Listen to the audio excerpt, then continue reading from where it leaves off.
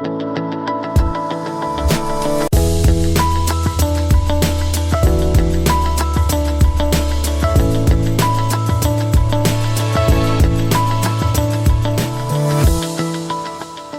I'm James Packham of Harcourts Real Estate and welcome to this quarter's Real Estate Snack.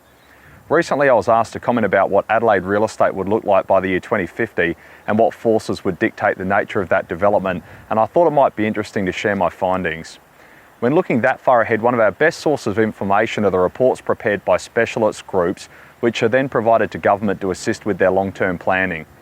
Interestingly, many of the independent reports agree on several key things. It's commonly agreed that over the next 20 years we'll be housing at least 500,000 new Adelaide residents, and that will require the construction of more than 250,000 new homes. These homes will be smaller on average, appealing to emerging markets such as single homeowners, divorcees, elderly and the less traditional families. It's expected that the growth to the west will be halted by the ocean and slowed to the east due to the hills. Also, that it's unviable for expansion to the north and south to continue at its current rate due to worsening commute times to the city, as well as infrastructure and logistics considerations. To manage this, government will hedge growth to the north and the south by limiting the use of outlying areas for residential development. Currently, half of new homes are created in outlying areas and half are created through development infill. This will be adjusted so that only 30% of new homes are derived from the development of outlying suburbs, while 70% of new homes will be created through development infill. This will force a slowdown of the ongoing metropolitan sprawl, creating heavy consolidation of residential homes in many already established areas. Currently, council commonly allows the development of up to 10 dwellings per residential hectare, and this number is set to increase to allow the development for as many as 25 homes per residential hectare.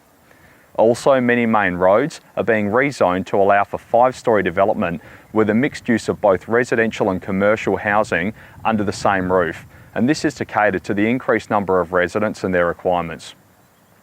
All agree that there will be a gross shortage of usable residentially zoned land within the current metropolitan sprawl. So then, where is everybody going to live?